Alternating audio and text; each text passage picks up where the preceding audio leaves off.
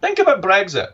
You got the largest factory manufacturing cars in Britain is in Sunderland in the north of England. Pretty much all their output goes to the EU. And yet Sunderland voted 61% to get out of the EU.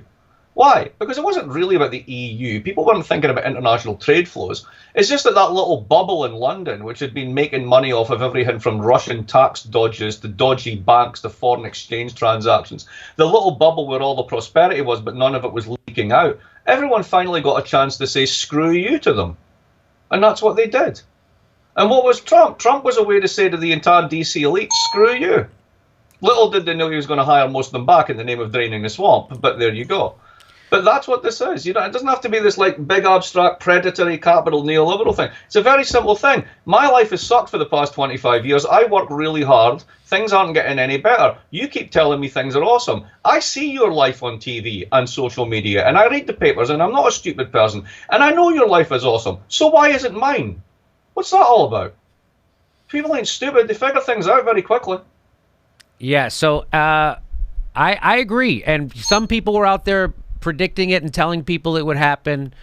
So do you see it ever, do you see it getting better? I don't see it getting better. I don't see the banks getting smaller. They're only getting bigger. They're only doing the things that they're going back to doing the horrible things that they never stopped.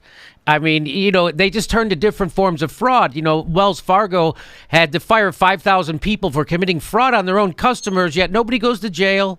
I know. That really was a classic. I loved when he was being grilled by Elizabeth, and he was just sitting there going, "No, everything's fine, right? Once again, everything's fine." It's like, yeah, because you took home, what was it, 12 million last year? What are you talking about?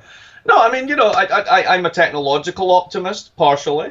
I think I'm a generational optimist. I have great faith in young people and not in sort of the older generation that brings us a lot of these policies.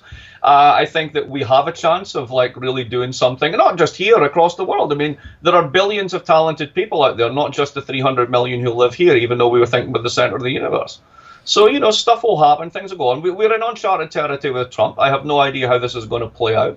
Some of his instincts in terms of disciplining capital, trying to get them to invest at home, stop doing share buybacks with cheap money from the central bank, actually invest in companies, trying to do infrastructure. This is stuff that lefties have been calling out for.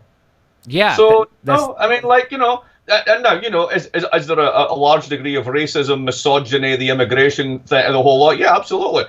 I mean, I think it's absolutely outrageous. But the instinct on these issues is on the money, and people are responding to this.